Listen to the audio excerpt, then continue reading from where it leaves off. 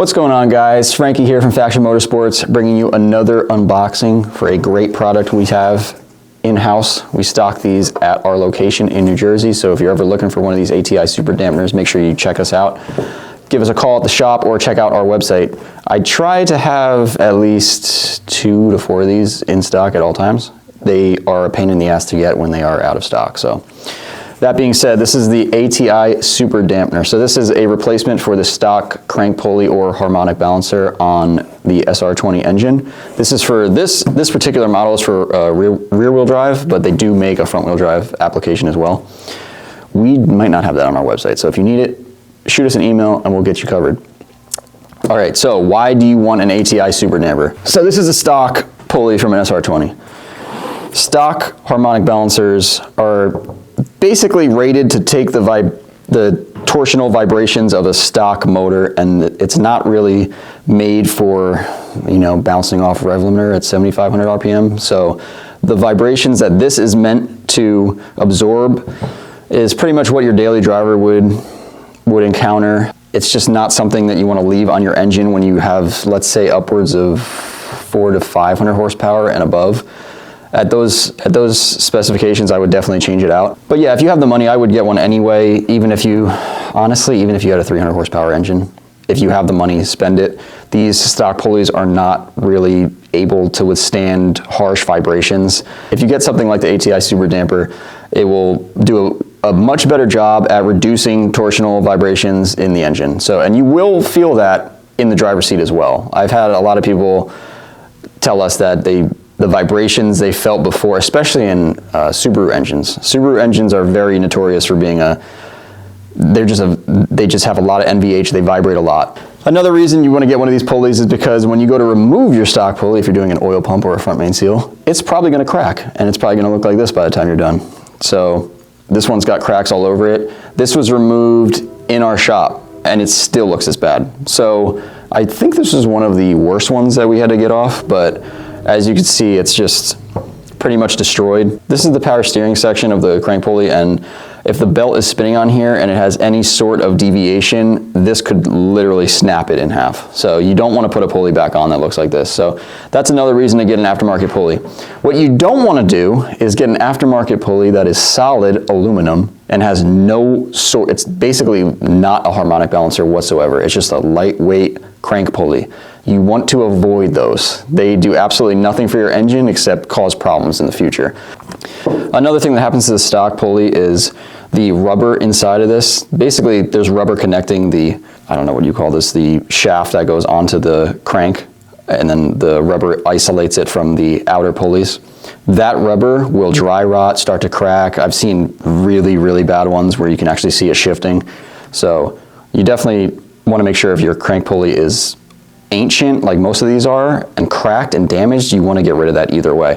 That's why I mentioned, like, even if you have a 300 horsepower engine, you might want to just do this anyway, just to get rid of the stock pulley. Open this up and see what's inside the box. All right, let's open this thing up, see what's inside the box. Oh, I literally have to open this. This is brand new.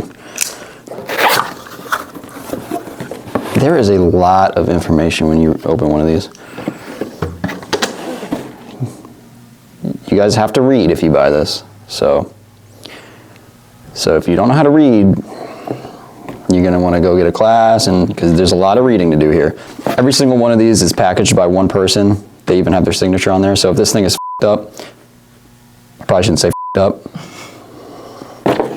We try to make these professional. They're not gonna be professional. So if the guy up, you can be like, yo, you up. All right, that's good to have. You get a big ass sticker, no one's gonna use this, so you might as well throw it out. And you know what, if it's even better, you get another one, you get 2 of them. So maybe you put this on your side of your car. All right, cut this So they include 2 beautiful big stickers and a third. So if you guys like stickers, these are gonna be great for you. And then the instructions, and my, oh my, are these some instructions, dude.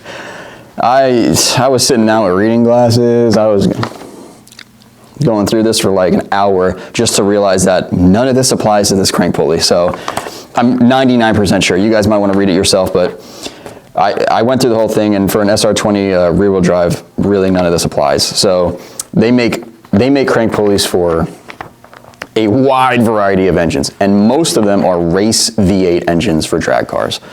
And those things are serious, and these crank pulleys tend to fly off. So that's why people get ATI dampeners, because they're SFI certified, which is important in other racing areas, not really drifting so much, but so these things are SFI certified, and it's a really nice piece. You'll see now. This is the front. It's a multi-piece design. This is the front part for the power steering pulley. So if you do have an electric power steering pump setup, you don't even really need to run this. So you lose some weight right there. You can take that off the front of it. They include hardware. The hardware is to mount the power steering pulley onto this. This is the ATI Super Dampener. Beautiful piece, honestly. This really transforms the look of your engine as well, because once someone sees one of these on an engine, they're like, oh, okay, this guy's not f***ing around, because this is expensive, and it's just something. It's like added insurance. You want to make sure your engine, all the money you dumped into that SR20, this is kind of like the icing on the cake. You just want to make sure everything's as safe as it can be. They have instructions on here. They have rebuild instructions too, if you ever got to get this thing rebuild. They run you through everything. They have a rebuild schedule on here, and it even says road race and drifting, so they did think of us a little bit. Rebuild at each engine rebuild. They want you to take this thing apart and check it out, which I'm sure is not totally necessary, but it's a good idea. So when you get this, you just want to read the instructions, make sure you install these properly to get your power steering pulley on top. And like I said, if you don't need it, then you don't need it. You don't have to run that. You will probably need shorter drive belts, so keep that in mind as well. We haven't run into a situation yet, because usually we're installing these, people are taking the engines.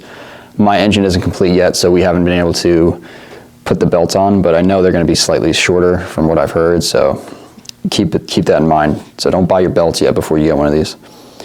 And I already mentioned, but they're safety rated, SFI safety rated, so certain tracks will accept this. I'm sure that's not going to apply to most of you. If you're watching this channel, you're probably into drifting or road racing, but if you're into drag racing, your 1100 horsepower SR20, that's probably going to apply to you. So we actually have an engine here with one of them on there right now, so we'll just show you what it looks like on a complete build with the power steering pulley added to it. And yeah, they even got timing marks up here. They have top dead center marked as well. So it's just a really nice piece, and yeah, we keep them in stock, so check it out. Check it out, factionmotorsports.com, for all your SR20 needs.